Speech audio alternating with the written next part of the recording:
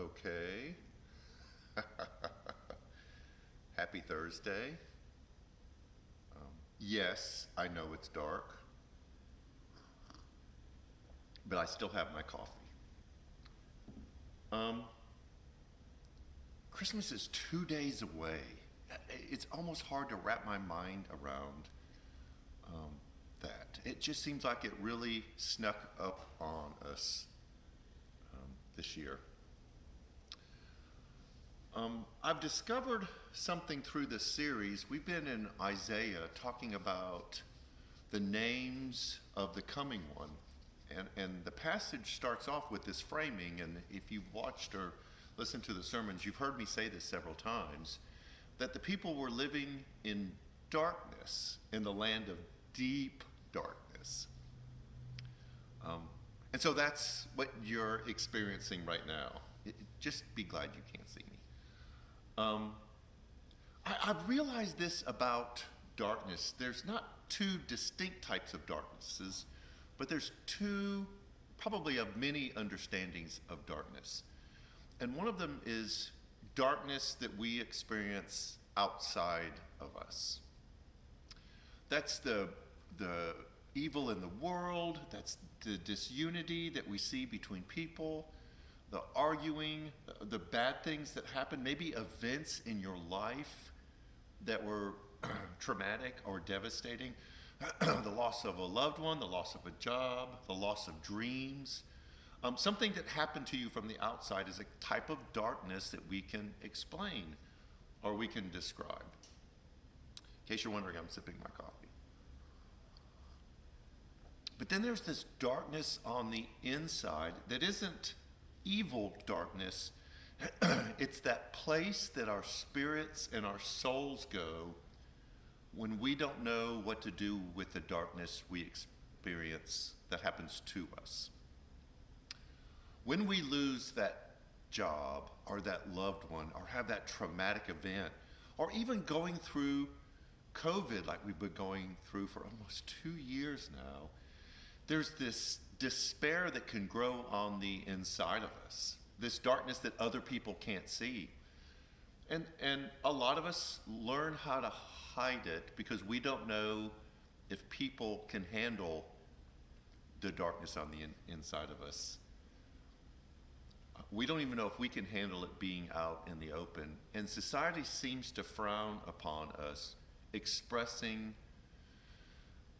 that darkness that we feel on the inside.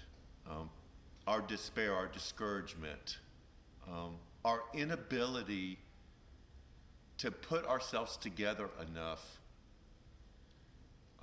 to just do life. And so when Isaiah talks about people living in darkness, in deep darkness, I'm not sure if it was just all the things happening to them. I'm drinking coffee again. I can't help but think it also talks about the darkness that's happening inside of them. So when it talks about this coming light, I'm not sure how much light it was. And I'm not sure how much light it needed to be, but it was a light that was coming, that was promised, that would bring hope. It would bring joy, bring peace, a sense of unity, and you would be filled with love. I think a lot of times when we talk about light, we expect this big, bright, sun type of light. And sometimes we just need a little flicker of hope, of assurance. I guess it only stays lit for so long. That this light will show us a possible future.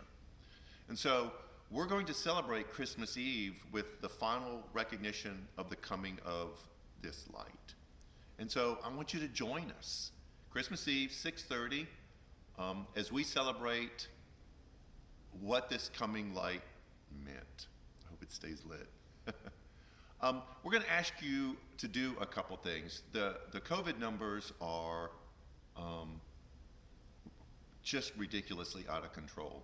If you are unvaxxed, or maybe you haven't gotten your booster and it's been a while, we, out of a sense of concern over those who will be joining us who are compromised, we ask that you would mask up. I'm vaccinated and boosted, and I'm going to be masked up just to protect myself and to see my grandchildren in 2 days after Christmas.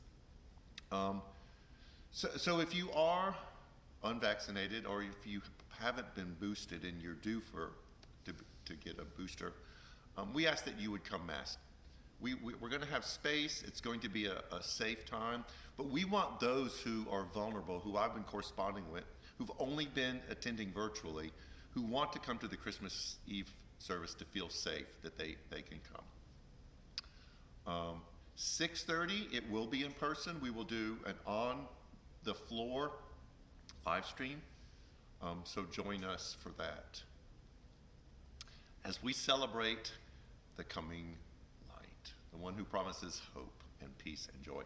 If you're experiencing darkness on the outside, or if it's hidden on the inside and you don't feel safe enough to share, know that this is a place that you can do that.